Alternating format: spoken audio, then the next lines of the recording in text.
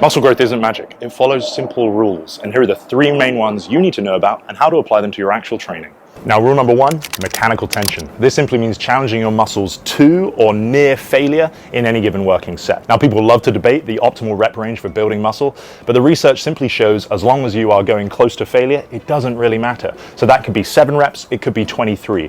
As long as you are slowing down and your muscles are having to work really hard in order to hit those repetitions, you're going to be stimulating growth.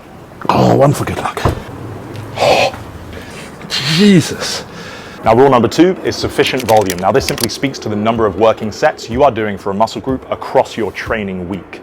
Generally speaking, 10 to 20 sets, which is a pretty broad range, is the optimal amount to stimulate muscle and strength gains, depending on your experience level. So you'll need more sets if you're a really experienced trainee, and less if less so. For the sake of this argument, we're going with 12 working sets. Now, typical rubric often tells you to have an arm day or body part split training as popularized by bodybuilders.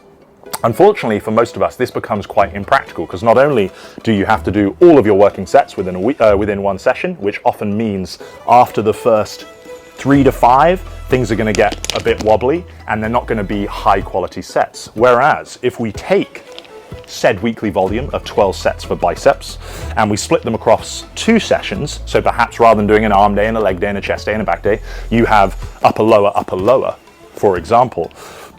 You could take, quick math, those 6 bicep sets on one day and on your second upper body day. And not only are you going to be left with higher quality working sets because you're essentially fresher, so you could have 2 movements here, 2 movements here, 3 sets each to keep things simple. You'll be able to work harder on those, you'll be able to recover in between, and all of that will simply mean that your working sets are of higher quality and they are giving you a better stimulus, which will add up to better accrued gains. And finally, rule number 3, everyone's favorite, progressive overload. I like to refer to this as progressive stimulus because overload implies that adding weight is the only way to ask more of yourself over time, which is what progressive overload is. Yes, we can add weight.